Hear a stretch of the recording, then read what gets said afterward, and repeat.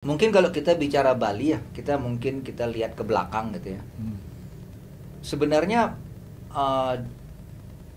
Bali ini dari dulu terkenal dengan tempat gitu ya. Jadi dari dulu pernah ada sebuah film judulnya Kutukan Dewata.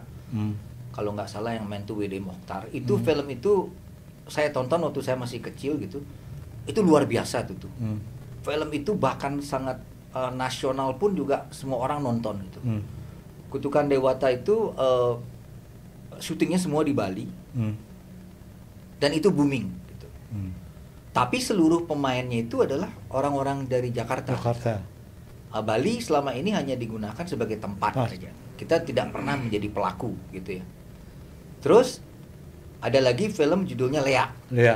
Itu Leak itu luar biasa juga itu, booming semua orang. Sisworo Gotama. Saya nggak tahu siapa yang buat. Aku sendiri kok juga di sana. Ya, Sisworo. Siapa yang buat film itu nggak tahu, tapi calon arang baru Sisworo Gotama. Nggak, ini ceritanya tentang ada bule itu yang buat belajar tentang Leak gitu. Dan itu pun juga pemainnya semua orang Jakarta. Bali itu menjadi orang Bali jadi figuran aja di sana. Gitu. Dan tempatnya di Bali. Tempatnya di Bali gitu. Nah, jadi kita terkenal dengan itu tuh. Selalu pakai tempat. Ya, tempat dan orangnya jadi figuran.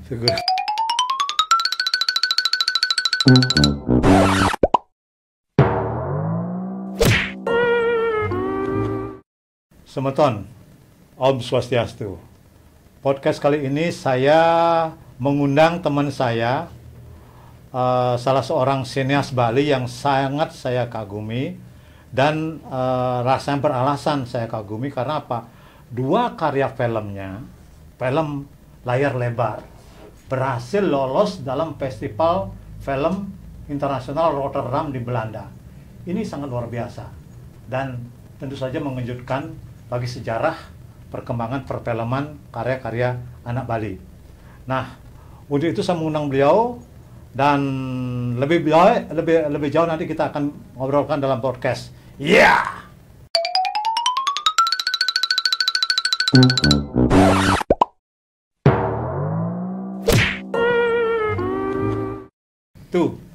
Sebelumnya silahkan kenalkan kepada penonton podcast ini siapa dirimu. Kalau aku sih sudah tahu karena sering aku ke rumahmu. Sekarang silakan tuh. Dari mana saya mulai? Jadi gini ya, nama saya Putu Kusuma Wijaya. Saya lahir di Singaraja dan tamat sekolah di sini. Setelah itu di mana? Di SMA Negeri Singaraja. Setelah itu saya ke Belanda, sekolah film di sana. Sekarang sebelum itu tuh, sebelum masuk ke sekolah film di Belanda, kenapa Putu tertarik masuk sekolah film di Belanda lagi? Jakarta kan ada. Jakarta, mungkin saat itu tuh Jakarta terlalu jauh gitu ya, karena di Belanda tuh kebetulan saya ketemu dengan orang Belanda yang memberikan saya kesempatan untuk belajar gitu. Sebenarnya saya ditanya juga, kamu mau belajar apa gitu. Tiba-tiba aja saya ingin belajar film gitu. Kenapa belajar film? Karena saya generasi dari orang yang seneng nonton gitu ya. Generasi bioskop lah. Dulu kan di Singaraja pernah ada 3 gedung bioskop gitu. Dan gedung bioskop apa aja tuh? Pertama itu Karya Dharma dan lalu menjadi Karya Dharma. Ini bagi penonton di rumah yang masih lahirnya sekitar tahun 70 ke atas mungkin tidak kenal dengan bioskop. Apa tadi? Karya Dharma. Setelah itu Karya Dharma itu berubah namanya menjadi Wijaya. Nah, itu di perempatan Jalan Pramuka. Terus ada yang Singaraja Theater. Singaraja Theater itu sebenarnya kebanggaan Kota Singaraja. Ya. Gedungnya cukup besar ya. 1000 penonton dengan 70 mm. 70 mm itu filmnya. Jadi artinya filmnya itu mempunyai resolusi yang sangat tinggi dengan tata suara yang luar biasa menggelegar dan Mudaria. Mudaria itu diinisiasi oleh Panji Tisne. Ya, itu ya karena dekat dengan Baktiase gitu ya. Dan rupanya anak agung Panji Tisne pun juga orang yang sangat senang film gitu Ya rasanya apa pernah dengar tuh rasanya Panji Tisna juga pernah membuat film tuh ya? Dia pernah menulis film dengan menulis skenarionya Sukreni Gadis Bali gitu ya. Tapi waktu itu dia belajar film di India. Belajar film di India. Cuma ketika dia balik tentu dia tidak tahu bagaimana caranya membuat film sehingga dia harus ke Surabaya untuk bisa membuat film gitu. Tapi entahlah apakah. Tapi hasil dari apa tanya cerita-cerita yang tuh dengar tuh mereka anak Agung Panji Tisna pernah syuting enggak? Itu saya kurang tahu. Tapi terakhir saya mewawancarai salah satu keluarganya, dia katakan bahwa Panji Tisna itu hanya menulis. Nah, gitu. Karena dia memang sekolah tentang skenario gitu. Oh, oke. Tapi untuk eksekusi filmnya itu sendiri mungkin tidak gitu ya. Tapi dia berusaha untuk membuat gitu. Entah itu film itu. Berarti ini juga salah satu dari sejarah perkembangan film di Buleleng tuh ya. Ada upaya dari Panji Tisna untuk membuat film, tapi baru baru tereksekusi sampai skenario saja. Baru sampai skenario saja gitu. Dan itu sebenarnya Panji Tisna itu salah satu independent filmmaker ya, karena dia ingin berusaha mencipta film dari Bali. Sementara kita tahu pada saat itu biayanya pada saat itu semua di Jakarta gitu. Di Jakarta. Ya, sangat Jakarta itu bagusnya. Tapi setelah itu maaf nih sebelum kita ngobrol lebih jauh itu rasanya perkembangannya kan ada Pak Ngurah Sentano ya rasanya dengar. Ya, waktu itu saya keluarga Panji Tisna ya. Ya, saya mengunjungi beliau pada saat itu, tapi saya tidak. Beliau itu siapa maksudnya? Pak Sentano ya. Tapi saya tidak sempat berbicara dengan Bapak, cuma anaknya Dino yang menerjemahkan cerita tentang inilah yang saya sebutkan tadi, kalau Panji Tisna sekolah di India, ya kayak gitulah. Jadi ada generasi Panji Tisna sudah berusaha membuat film maker dari Buleleng, dari Bali, karena selama ini sentral di Jakarta, kemudian lanjutkan sama Pak Ngurah Sentano. Ngurah Sentano kayaknya sampai berhasil membuat film tuh ya, kalau nggak salah ya. Film bisu ya. Iya, itu saya tidak berani mengatakan, tapi dia berhasil membuat sebuah film gitu ya. Entah mungkin dengan video atau dengan seluloid, saya tidak tahu gitu. Yang jelas dia membuat film, tapi entah di mana film itu saya juga nggak tahu. Gitu. Karena gini, bibi saya itu adalah yang di Banyuwangi salah satu pemainnya. Dia cerita saya ikut main gitu, dia bagus, dia bilang itu hanya diputar kalangan tertentu ya waktu itu. Sempat diputar di Puri kalau nggak salah. Tapi kita nggak tahu, sayang sekali. Kalau mudah-mudahan ini teman-teman dari Sejarah Uniksa Pak Pagah tertarik untuk menuliskan perkembangan sejarah film di Bali. Yang saya kira motornya dari Buleleng tuh ya, nggak ada kita dengar dari tempat lain. Ya, karena begini kan, kalau dari dulu Panji Tisna kan dia penulis novel, dia penulis cerita, dia sudah mempunyai cerita gitu. Dan cerita itu kan sebenarnya sebuah tulang punggung dari skenario. Ya, skenario itu kan cerita gitu. Nah, dia punya cerita. Dia tidak mau mungkin ceritanya dia difilmkan oleh orang lain gitu ya. Jadi ya kenapa harus orang lain membuat film itu gitu? Kenapa tidak saya gitu? Mungkin itu yang menyebabkan dia belajar skenario, dia bagaimana mungkin skenarionya sudah ada gitu. Cuma memang untuk mengeksekusi sebuah film itu kan tidak gampang. Kamu perlu pada waktu itu mahal segala mahal seluloid, dan kamu juga perlu orang-orang yang mumpuni secara teknis gitu. Nah, oke, kita kembali sekarang ke Mudaria dulu. Mudaria. Jadi di 3 gedung bioskop itulah yang sebenarnya memberikan hiburan oase cara berpikir terhadap anak-anak muda di Buleleng pada saat itu. Kecenderungan film-film yang diputar pada waktu itu film apa ya tuh di 3 bioskop itu? 3 bioskop itu kalau Mudaria lebih menonjolkan India. Ya, India dengan film yang 3 jam menari, bernyanyi, dan mereka biasanya orang-orang kampung senang dengan film India. Ya, nonton 3 jam sambil berpacaran kan artinya sesuatu yang sangat murah sekali gitu kan. Murah meriah romantis gitu. Nah, kalau Wijaya dan Singaraja Theater itu berbaur ya. Film Hollywood sudah masuk gitu ya. Terus film-film dari Hong Kong sudah masuk, film-film dari Taiwan sudah masuk. film-film Eropa pun sudah masuk gitu. Jadi ya kita sebenarnya sangat terkoneksi dengan perkembangan film dunia gitu ya. Karena biarpun mungkin cukup lama gitu. Dari film pertama kali diputar di Jakarta itu 2 bulan baru sampai di Bali. Sampai Singaraja dengan kondisi film yang sudah putus-putus gitu. Makanya kadang-kadang kan kita nonton film putus filmnya gitu kan. Wah, gitu wah. Sisa-sisanya kan. Ya, bahkan konon pernah kita nonton Singaraja Theater penuh gitu. Ya.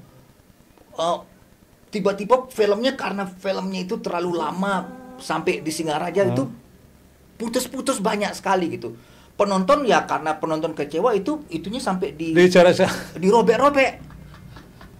Kursinya itu dirobek-robek gitu. Kan berarti suaranya gaduh di gedung dia. Gaduh sekali gitu. Gaduh sekali. Ya itulah memang kalau sekarang kan sudah digital tidak gitu. Kalau film seluloid kayak gitu. Ya. Ya betul. Nah tuh aku pernah dengar bahwa dirimu juga cita-cita dari kecil memang ingin jadi bagian dari film itu tuh ya.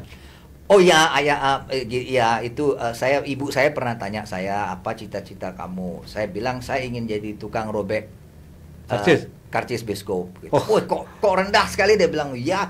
Biarpun begitu saya ingin nonton gratis. Oh, gitu. Karena saya cukup bangga dengan para penyobek tiket itu. Setidaknya mereka nonton tiap hari gitu lah ya. Nonton film bisa 4-5 kali gitu. Seperti pemilik gedungnya dia keluar masuk gitu dia. Nah itu juga kenapa film India 3 jam 4 jam ya.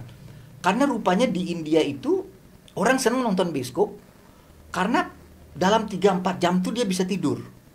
Gitu. Jadi biarpun dia menonton dulu 1 jam pertama, nanti dia tidur dulu 1 jam, nanti bangun lagi. Dan ceritanya masih gitu aja gitu ya gitu. Jadi ya itu mungkin karena mereka ingin tidur di gedung bioskop gitu ya kan gitu. Banyak juga teman-teman saya yang ke Denpasar, kalau dia ingin mencari tempat tidur dia nonton film. Dia nonton film misalnya di mana? Jangan gitu, aku aja pernah juga ngantuk pengen nonton tapi lelah, hari ngantuk di dalam tapi kita gini. Ya. Mungkin karena banyak masyarakat yang lelah nyangkul sawah lalu kemudian dia pengen nonton bagian tertentu aja dengan perang harus nonton. Tapi ini juga ada satu saya baru ingat juga ya. Anak-anak kecil itu kan tidak punya uang untuk nonton, membeli tiket itu. Kadang-kadang mereka patungan. Nah, satu yang nonton. Terus? Nanti dia pulang dia cerita. Itu kan luar biasa ini itu. Ini menarik sekali romantis ini. Romantis. Jadi dia cerita. Wah, ini gini gitu. Jadi kan harus mengirim anak temannya yang jago bercerita. Kadang-kadang dia pulang. Ceritanya belum habis, tunggu aku dipanggil emak dulu gitu. Kan dia pulang gitu. Wah, kita nunggu lama gitu loh untuk gitu. Ya itulah romantisme sebuah bioskop gitu.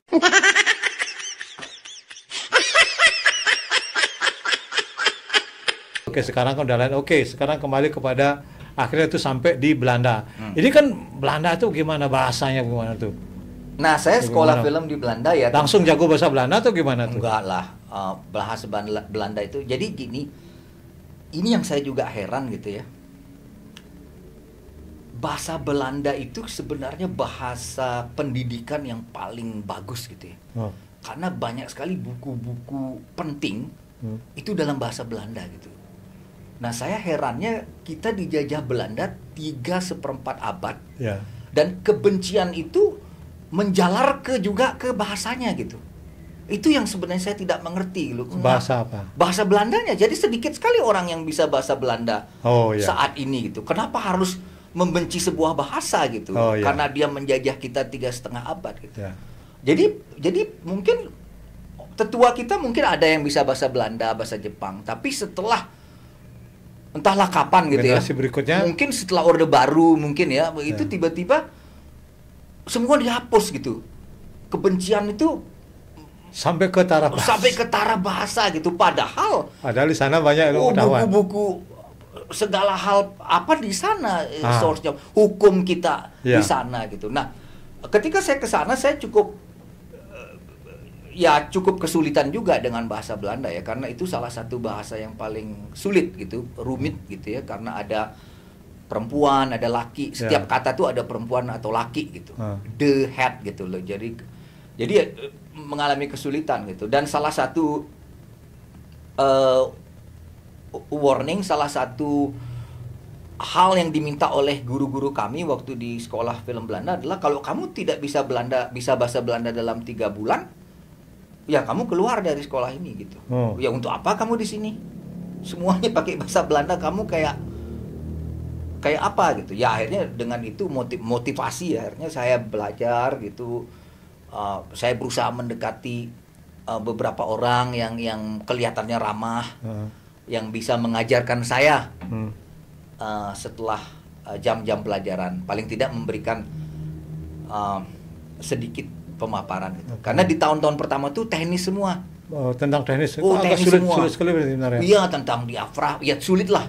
Diafragma, tentang terutama sound ya, tentang suara gitu ya. Tata suara tuh sebenarnya sangat kompleks sekali gitu ya.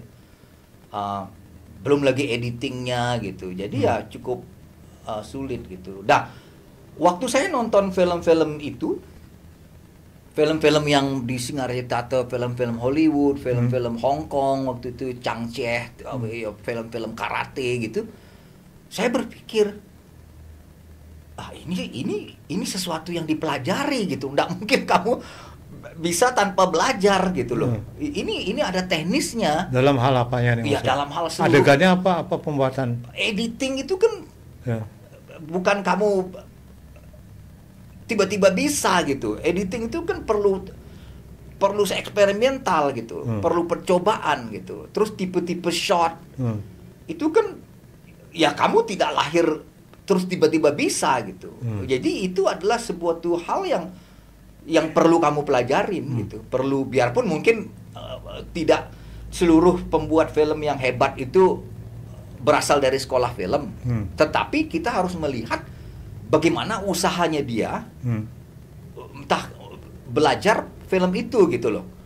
Dia bisa belajar dari buku, dari apa. Kalau sekarang kan semua ada gitu. Tapi mampu nggak kamu menyisakan waktu kamu 5-6 jam gitu loh untuk berpikir kira-kira ini buat film ini kayak gimana gitu. Kalau sekarang kan semua merasa bisa buat film. Nah, gitu. Itu akhirnya itu kan berhasil kuliah di film itu dia akademi apa istilahnya?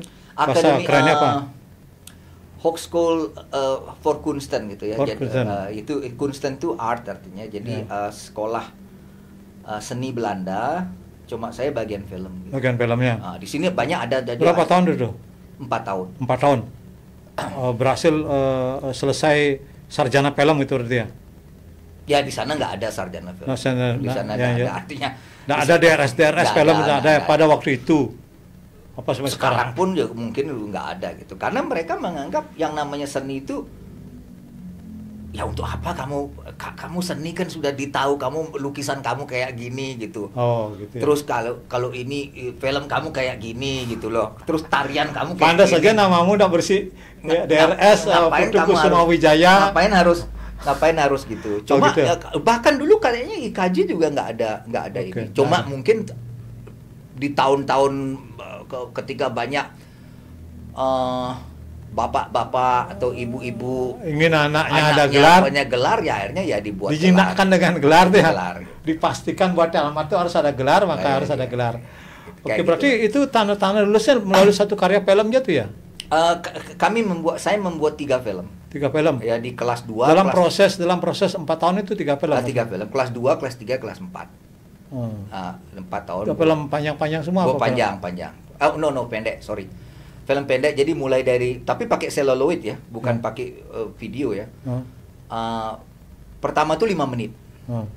Pertama 5 menit, terus 20 menit, terus yang terakhir tuh 20 menit juga. Gitu. 20 menit. Ya. Gitu. Biayanya sangat besar tuh ya. Itu pemerintah yang membiayai. Jadi sekolah termahal itu 2 di Belanda, sekolah dokter gigi sama sekolah Belanda, sekolah film. Gitu. Ya. Karena apa? Karena prakteknya ya. Prakteknya itu yang mahal tuh ya. Prakteknya gitu. Karena beli filmnya itu ya kalau ya, itu jadi gimana? Kalau salah kita kan kalau ya, sekarang ini kan gampang kita bisa delete gitu. Dulu di sana salah lah. Jadi makanya yang namanya seperti ini kan kamera film nih yang kamu nih. Jadi sebenarnya kalau film itu sebelum kamu itu ada ritualnya tuh.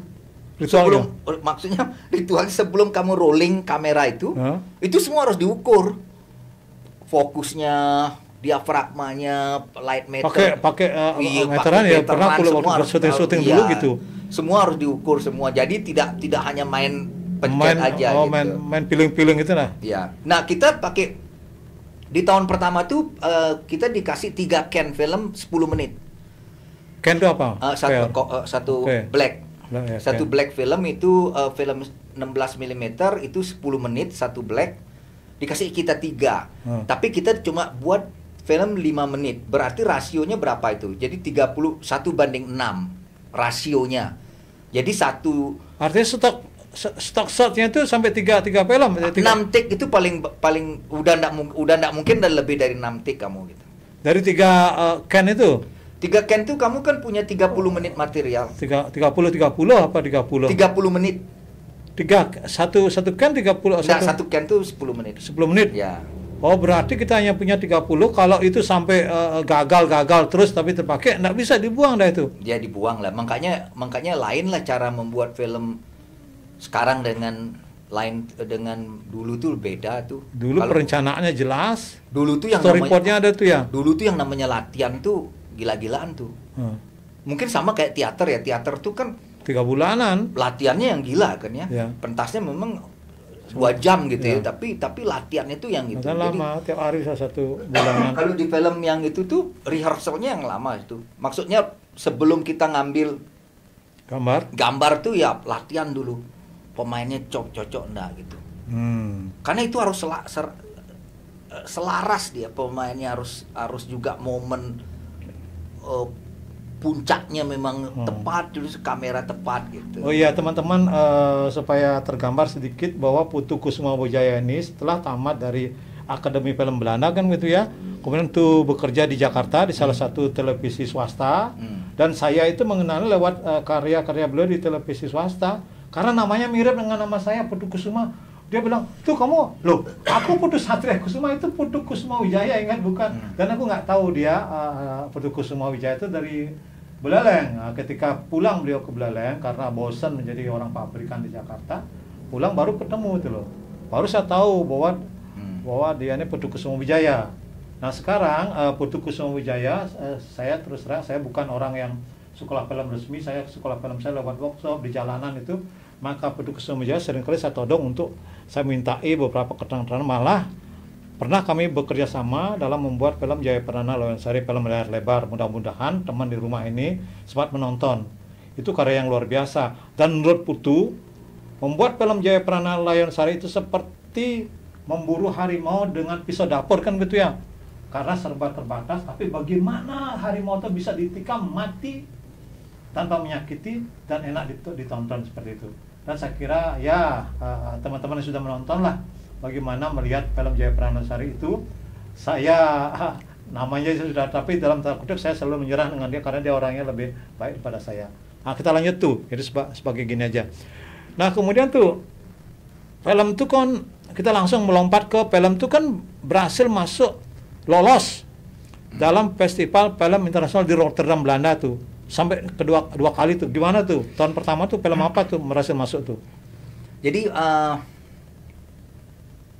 begini.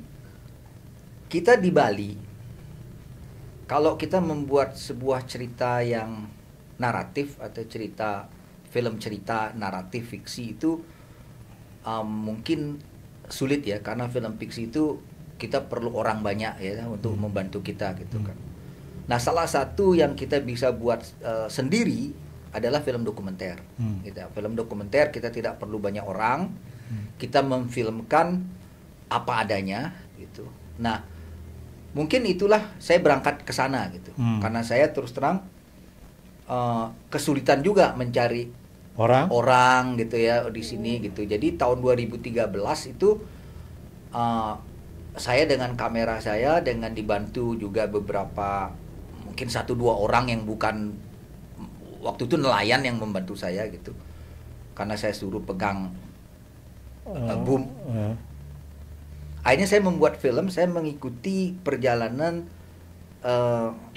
sebuah keluarga yang mempunyai kaung. Kaung itu pejantan. Pejantan babi. Babi pejantan. Nah, jadi saya ngikutin mereka keliling kemana gitu. Saya mengikutin selama 2 tahun film 2 tahun. Ya, jadi saya mengambil nafas dari keluarga itu gitu. Okay. Saya tidak berusaha mendirect gitu. Saya mengikutin aja apa yang terjadi gitu. Nah, film itu setelah jadi 20 menit film itu, setelah saya syuting selama 4 atau 5 bulan, saya edit itu dan saya minta funding, bantuan dana, karena kan ada di dunia ini kalau kamu Google banyak sekali orang yang sebenarnya ingin memberikan kamu dana ya, tidak banyak gitu, tapi cukuplah untuk memotivasi kamu gitu kan. Akhirnya saya dapat dari Busan dan saya dapat juga dari Rotterdam gitu. Nah, saya mengikuti keluarga itu, film itu saya kirim ke Rotterdam dan mereka antusias, oke, kita akan putar gitu film itu. Nah, itu di tahun 2013. Artinya dalam setengah berjalan film itu minta bantuan ke dana. Oh ya, kalau selalu begitu. Kemudian tuh baru bisa melanjutkan lagi proyek itu. Iya, karena kan ada beberapa hal yang kita tidak mampu untuk membiayain ya, seperti membuat DCP, kita harus ke Jakarta, terus syuting berbulan-bulan gitu. Kita juga harus memberikan sekedar kepada narasumber, kan hal-hal kayak begitu, yang editing. Jadi ya, dan mereka pun sebenarnya ingin membantu gitu. Nah tuh film pertama yang masuk dalam filmmu lolos, film layar lebar yang lolos di Festival Rotterdam itu judulnya apa itu? Itu judul bahasa Inggrisnya On Mother's Head, itu artinya di atas kepala ibu. Di atas kepala ibu, kalau terjemahkan gitu bahasa Indonesia. Ya, kenapa Mbak memakai judul itu? Di atas kepala ibu itu saya melihat kalau wanita Bali itu seluruh kehidupan itu ada di kepalanya dia gitu ya. Seluruh kehidupan ada di kepala. Kehidupan wanita Bali itu seluruhnya ada di kepala. Artinya bayangkan ya, mereka mengangkat pasir dengan kepala. Mereka mencari batang pisang, membawa pulang dengan kepala gitu. Bahkan kepada Tuhan pun mereka nyuwun banten dengan kepala gitu ya. Jadi kepala itu sesuatu yang sangat diandalkan oleh wanita Bali gitu. Makanya setiap wanita Bali bepergian, dia selalu membawa handuk. Bukan karena dia ingin mandi gitu, tapi agar dipakai di atas kepalanya supaya dia bisa membawa sesuatu gitu. Nah, saya itulah yang menjadi cikal bakal gitu, kenapa idenya gitu ya. Karena terus kenapa kaungnya masuk ke sana tuh? Karena aku sempat nonton juga film itu. Kenapa kaungnya? Kenapa kaungnya tuh pakai gini juga cerita? Oh, karena kaung itu sesuatu yang sangat unik. Kaung itu sesuatu yang sangat unik karena kita melihat bagaimana industri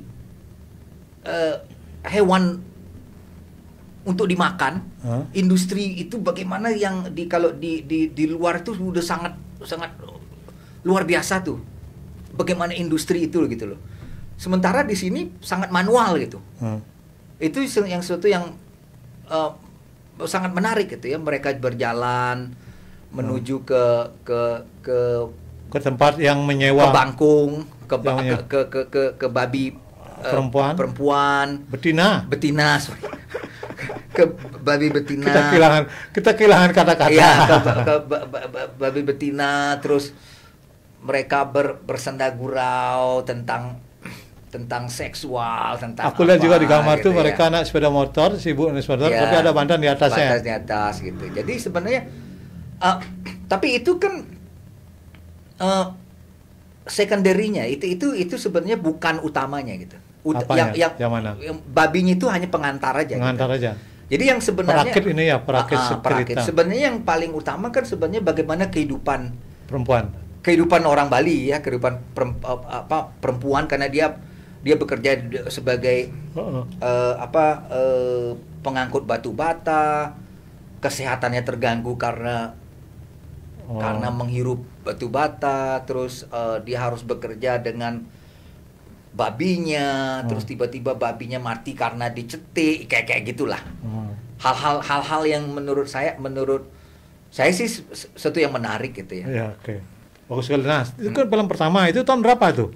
Itu 2013. 2013. Akhirnya Kemudian film kedua berhasil lolos. Film kedua yang baru-baru ini. Nah, ini kenapa jaraknya jauh sekali 2013 2025 ini, apakah betul mengasuh membuat film atau gagal itu? Ada beberapa gagal gitu ya. Ada saya membuat beberapa. Jadi teman-teman di rumah bahwa tidak semua karya film yang kita hasilkan itu bisa Berhasil. lolos dalam festival. Jelek belum tentu. Baik juga kita nggak tahu. Tapi artinya seorang Putu pun gagal setelah 2013, 2014 benar-benar melahirkan karya film memang, tetapi tidak berhasil lolos dalam festival yang besar itu internasional Rotterdam itu. Kemudian baru tahun 2024 2025. 2024 ya. Saya 2024 ini sebenarnya kan seleksinya tahun 2024. Tapi Festival Film Rotterdam nih. Ya. Nah, ini Festival Film Rotterdam yang tahun 2025 ini ininya tuh bulan Januari sampai Februari. Nah, ini film saya berlangsung dari Januari sampai Februari. Tapi dia seleksinya tahun 2024. 2024 sudah. Jadi September tuh sudah September Oktober. Nah, ini Januari sampai Februari, akhir Januari sampai tanggal 9 Februari gitu. Ya. Nah, begini ya.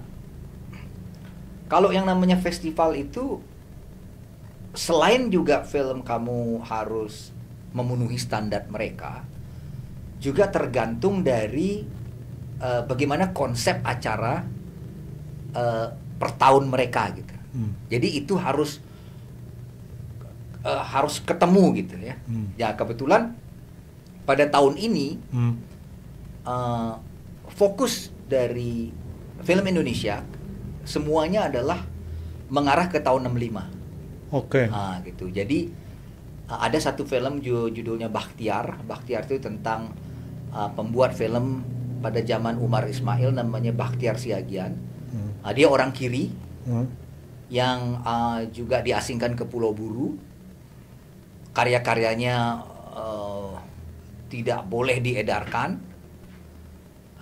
Itu salah satu film yang diputar adalah tentang Bakhtiar Siagian satu. Terus Gowo filmnya Hanung itu juga Gowo itu dia mendukung wanita-wanita pada saat itu, memberikan bantuan pelajaran wanita-wanita yang pada akhirnya dianggap kiri, dianggap tidak boleh gitu ya. Terus filmnya Garin, nyanyian Sunyi Rantang itu lebih kepada proses hukum gitu. Tahun 65 juga apa tahun? Dia ada melihat tentang, dia ada membicarakan sedikit tahun 65 gitu. Tapi kekinian banget filmnya. Iya. Terus kalau film yang satu lagi yang sebagai penutup itu filmnya Mauli Surya itu judulnya Perang Kota, berdasarkan novelnya Mokhtar Lubis. Ya, itu tentang peristiwa di agresi Belanda kedua gitu ya, tentang seorang pria impoten yang berusaha menjadi pahlawan dengan mengebom sebuah gedung bioskop gitu, karena di dalamnya ada perwira Belanda gitu. Tapi ya mungkin di sana gedung bioskopnya diganti menjadi kafe. Nah, film saya sendiri sebenarnya adalah tentang Yusuf Ishak. Yusuf Ishak itu adalah seorang publishernya, penerbitnya Pramudia Anantatur gitu. Jadi saya mewawancarain dia tahun 2009, sudah cukup lama. Tapi setelah saya lihat lagi wawancara itu, ternyata wah ini kok ada bagus sekali gitu kan. Akhirnya saya juga mengkombinasikan dengan perjalanan dari Anyer sampai ke Panarukan gitu. Jadi penggabungan film itu ditambah lagi ada tiga materi di sana. Ditambah lagi adalah saya membantu sebagai co-writer, sebagai membantu sutradara Eros Jarot untuk waktu itu membuat film Lastri yang akhirnya juga dilarang di Bredel gitu. Larang syuting apa larang putar? Dilarang syuting. Larang syuting. Tapi sudah sempat syuting ya? Sudah sempat syuting paling 4 hari gitu. Terus kita di Solo dan ternyata dilarang gitu karena tahun 65 mungkin masih sangat sensitif gitulah. Gitu.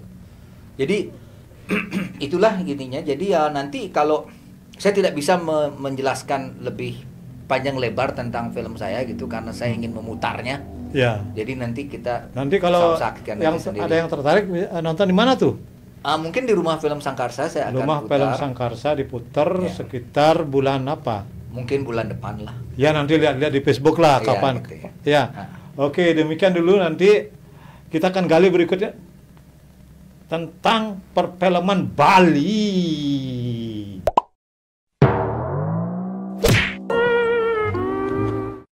Tuh, sekarang kita masuk ngobrolan tentang perfilman Bali itu. Ini kadang-kadang saya nggak tahu, mungkin tidak adil membandingkan film Bali dengan kesenian lainnya yang sudah ada di Bali, seperti misalnya Arjo, drama gong yang terbaru kan drama gong, atau Janger, itu kan lebih sudah sampai menembus ke dunia luar lah. Nah memang karya film orang Bali ada 1-2 yang sudah masuk, seperti Karya Tu diantaranya kan. Karya Tu saya kira sudah masuk. Kalau yang lainnya kan belum. Artinya memang tidak adil untuk membandingkan itu.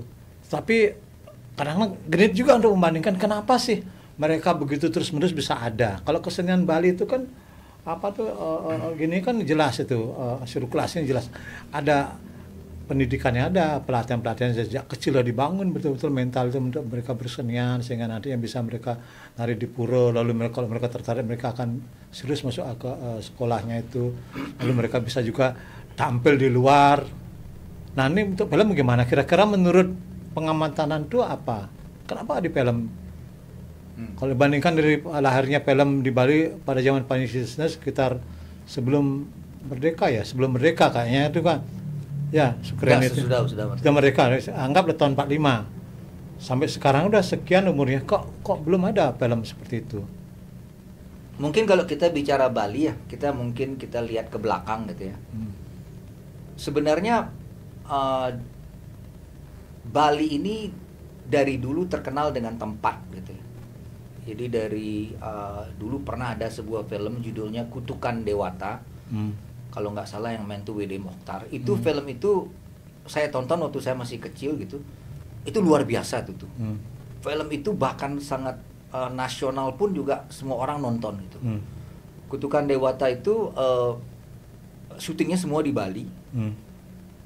Dan itu booming gitu. Tapi seluruh pemainnya itu adalah orang-orang dari Jakarta. Bali selama ini hanya digunakan sebagai tempat saja. Kita tidak pernah menjadi pelaku gitu ya. Terus ada lagi film judulnya Leak. Itu Leak itu luar biasa juga itu, booming semua orang. Sisworo Gotama. Saya nggak tahu siapa yang buat. Aku sendiri juga di sana. Ya, Sisworo. Siapa yang buat film itu nggak tahu, tapi calon arang berarti Sisworo Gotama. Nggak, ini ceritanya tentang ada bule itu yang buat belajar tentang Leak gitu. Dan itu pun juga pemainnya semua orang Jakarta. Bali itu menjadi orang Bali jadi figuran aja di sana. Gitu. Dan tempatnya di Bali. Tempatnya di Bali gitu. Nah, jadi kita terkenal dengan itu tuh. Selalu pakai tempat. Ya, tempat dan orangnya jadi figuran. Gitu. Nah, jadi itulah yang mendidik kita akhirnya bahwa Kang Wang Denbeh gitu. Jadi seorang figuran gitu. Jadi itulah yang kita tidak pernah kapan nih orang Bali jadi peran utama. Oke, terakhir kita membuat Jayapanarta Lawensari, kita dengan bangga kita berhasil membuat orang Bali sebagai peran utama ya. Peran utama gitu ya. Kemudian bahasanya juga bahasa Bali. Bali. Artinya kita cukup bangga lah dengan itu, biarpun mungkin banyak kekurangannya gitu kan ya. Nah, kita tidak pernah itu gitu. Kita tidak pernah banyak sekali produksi-produksi datang ke Bali gitu ya. Tapi mereka hanya meminjam tempatnya aja tuh. Itu pun juga dan celakanya nggak dibersihkan lagi mungkin dengan sampah. Celakanya kita bangga karena itu tempat. Tempatnya. Tempat itu membuat satu kan gini. Salah satu mengapa seorang wartawan Ketut Tantri Novelis dari Amerika yang datang ke Bali itu kan karena tempat. Sama cerita dia nonton film Calon Orang di sana, film dokumenter, lalu tertarik datang ke Bali karena tempat. Jadi turis-turis datang ke Bali karena tempat. Iya. Orang buat film Ed Love juga karena tempat. Iya. Akhirnya itu promosi tempat. Itu kan bagus juga tuh. Ya, gini, tempat itu ya tempat gitu. Tapi tidak bisa mengharukan tempat itu. Yang mengharukan itu manusianya. Gitu loh. Film Artinya kan begitu ya. Sebagai tempat dia sudah terkenal, Nah. berhasil juga memberikan kontribusi kepada mungkin pariwisata tuh ya. Wah, Bali itu luwung. Sekarang sebagai orang ini kalau seandainya orang Bali juga ikut membuat film itu atau terlibat. Iya, ya bagus artinya deh. itulah yang Itu harus maksud. itu yang menjadi PR kita gitu ya. Bagaimana orang Bali bisa menjadi tokoh utama dalam cerita-cerita Bali gitu. Banyak sekali kita misalnya seperti saya nggak tahu ya, mungkin karena saya belum nonton gitu ya, seperti film-film yang menggunakan orang Bali tapi bukan orang Bali yang main gitu pakai bahkan nanti dialeknya dibalik-balikkan gitu kan kita ya kita tertawa aja Banyak gitu, kenapa kan, gitu. banyak film yang gitu. Ya gitu. Nah jadi inilah yang menyebabkan juga kita PR kita juga gitu. Nah kita banyak punya sineas gitu ya, tapi sayangnya mereka adalah sineas-sineas yang hanya hadir ketika ada lomba gitu. Lomba. Mereka bukan sineas yang saya tidak mengatakan semua gitu ya, tapi kebanyakan kalau ada lomba baru buat film gitu. Tapi ya memang begitu gitu kan, karena untuk apa kita kalau nggak ada lomba buat film gitu. Nah mungkin inilah PR kita gitu, sehingga untuk membangkitkan sebuah ekosistem itu sebenarnya kan film itu dibuat karena memang ada kamu tergerak, karena ada sebuah ide yang ingin kamu sampaikan gitu, kamu lontarkan. Ada gitu. pembuat, ada yang menonton, ada tempat untuk menyampaikan tontonan itu. Ya, itu. Ada modal. Nah dari sekian ekosistem itu apa yang masuk di sini? Pertama pikiran, kebiasaan bahwa bangga cukup sebagai tempat. Itu. Pemodal tidak berani mengambil risiko. Ya. Pemerintah belum banyak sekali berperan, belum. Walaupun sudah pemerintah tuh ya melalui festival. Yang paling penting kan sebenarnya sekarang etalase ya. Etalase tempat untuk memamerkan itu di mana gitu. Memamerkan karya itu di mana gitu. Kalau misalnya kita ingin membuat film tentang siapa sih orang yang berkompeten, siapa sih orang yang berani mengatakan, yuk kita buat film berbahasa Bali gitu. Kita buat film berbahasa Bali yuk, dengan pemain Bali yuk gitu. Siapa yang orang berani mengatakan demikian gitu? Apa yang ada di balik benaknya dia untuk mengatakan demikian gitu? Kalau tidak, memang itu rasa untuk membangkitkan dan rasa untuk melihat potensi dari sebuah industri gitu. Kita kan tidak tahu bagaimana kita mengetahui potensi film Bali gitu. Orang kita nggak pernah membuat film itu gitu. Contohnya Jayaprana Lawan Sari ya, bukan gimana. Kita dengan 2 bioskop aja 7.000 penonton. 7.000 gitu. penonton. 2 bioskop itu.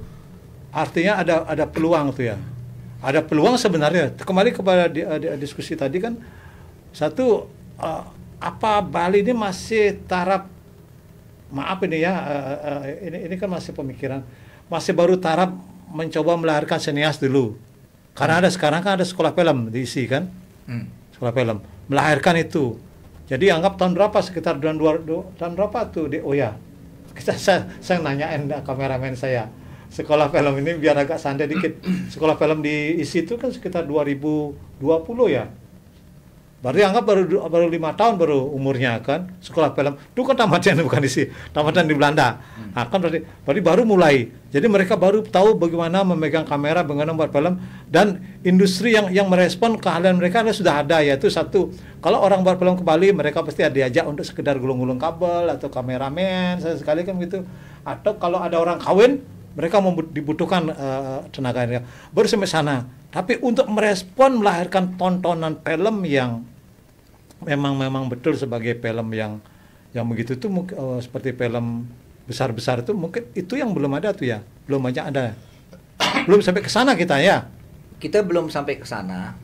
Gini, membuat film itu kan seperti kamu membuat pesta ulang tahun gitu ya. Kamu bisa membuat itu dengan mahal sekali, dan bisa juga kamu membuat itu dengan semurah-murahnya gitu. Cuma mungkin ada satu hal, etalasenya ini harus ada gitu, di mana kita etalase maksudnya bioskopnya harus ada gitu. Tapi di sini kan ada bioskop. Ya artinya bukan bioskop yang gini, kalau misalnya pemerintah daerah gitu ya. Mau berkirim surat kepada salah satu bioskop yang ada gitu, Cinepolis atau apa. Oke, berikanlah salah satu studionya untuk film Bali, karena kami ingin memproduksi 10 film Bali misalnya, kayak gitu kan. Itu belum ada. Itu belum ada misalnya, usulan misalnya gitu. Karena gini deh. Misalnya ini ada sebenarnya dalam 1 tahun itu supaya ada diberikan semacam kemudahan oleh pemilik bioskop, diberikan jam atau jadwal pasti bahwa ini bulan film Bali. Misalnya pada hari lahirnya Provinsi Bali bulan Agustus Teo, itu ada 1 bulan film Bali di gedung bioskop. Beberapa gedung bioskop swasta ini kan ada ini Cinepolis, ada juga Level 21, ada apa lagi itu kan. Itu mungkin menarik juga tuh ya. Kalau pemerintah bisa. Sekarang gini aja, misalnya kita misalnya ada 10 film lah, 10 pembuat film di Bali gitu ya. Entah itu dari berbagai macam latar belakang lah ya, mungkin dari latar belakang mereka pelawak, latar belakang memang sekolah film, latar belakang yang otodidak ya. Saya pikir semua orang punya masa gitu kan. Mereka kita sama-sama bekerja sama-sama berpikir gitu ya, pemerintah ini katakanlah membuat film tuh berapa sih paling realistisnya gitu. Katakanlah mungkin satu film tuh mungkin kita bisa membuat film tuh 150 juta gitu loh. 150 juta kali 10 1,5 miliar. 1,5 miliar saya tidak tahu uang itu banyak atau tidak bagi sebuah perkembangan budaya gitu ya. 1,5 kasih 150 setiap pembuat film, tapi kita kurasi ceritanya cerita apa gitu. Nah, nanti seluruh pembuat film ini dia kan akan bekerja sama dengan orang-orang lokal. Mereka harus bekerja sama dengan sekehe lokal, dengan pemain lokal, menggunakan simbol-simbol lokal gitu loh, menggunakan bahasa lokal gitu. Ini ada 8 kabupaten 1 kodia gitu loh. Mereka pasti akan mengeluarkan banyak sekali ide-ide. Satu kabupaten itu gitu. satu filmmaker. Anggaplah mungkin satu kabupaten 1 filmmaker atau ya filmmaker itu juga tidak mesti datang dari sana. Tidak ada batasnya lah ya. Dia bisa membuat di Jembrana, bisa di ya, jadi dengan 150 juta dengan pemain-pemain lokal yang kita ngayah lah semua gitu kan. Akan ada 10 film Bali. Berbahasa Bali. Nah, ini tinggal berarti tiap minggu aja kamu satu film satu minggu. Coba dulu di usul diskusi kita nih. Pertama, perlu ada rayuan kepada pemilik bioskop itu, sehingga memberikan mereka jam untuk memutar etalase untuk film-film Bali. Mungkin kita dipilih hari tertentu 1 tahun itu cukup 1 kali lah, misalnya pada bulan Agustus, karena bulan Agustus 1 hari lahirnya kemerdekaan Indonesia, juga lahirnya Provinsi Bali. Kan begitu.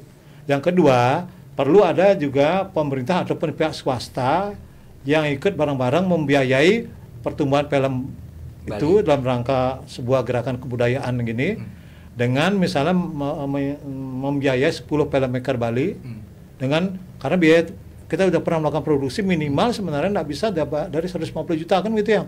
Artinya 150 juta kalau itu dipaksakan bisa. Itu paling minimal, itu paling niste dah itu ya. Kalau dalam istilah niste mah dia utama niste ya. Bisa. Nah, berarti kan tergantung cerita sekarang. Ya, maka kalau uang sedikit maka kita milih cerita yang lebih sederhana kan gitu. 150 Usulan ketiga apa kira-kira tuh? Maksudnya? Itu kan baru 2 usulan kita kalau misalnya untuk menghidupkan perfilman Bali supaya tidak menjadi tempat saja kan. Pertama gedung itu kita rayu. Ya, bioskop itu sudah harus pasti. Itu rayu, Pasti itu satu. harus ya. Yang kedua, ada yang membiayai pembuatan film itu untuk menemukan gerakan budaya. Seperti sekarang ada membiayai Gong Kebiar. Gong Kebiar kan sudah bagus, tapi kan tetap dibiayai setiap tahun tampil ke PKB kan? Ya kan? Nah, jadi itu 150 kali 10 filmmaker 1,5 miliar. Yang kedua dibutuhkan apa untuk membangun gerakan film itu di Bali itu? Apa setelah itu? Pancing aku nggak tahu. Publikasi setelah itu supaya orang menonton kan? Publikasi itu kan ya sudah jelas lah, publikasi harus ada. Ya.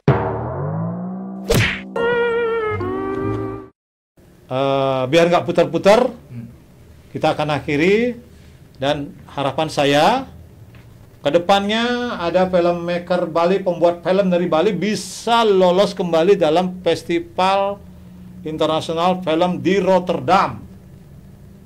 Agar apa? Agar pangenah masih nak Bali bisa masih film, bisa bukan bisa masih nak Bali selain bisa ngigel, bisa nabuh juga bisa buat film. Itu kita inginkan. Ini kan masalah dan sudah kita coba clearkan di Clear Bali. Yeah.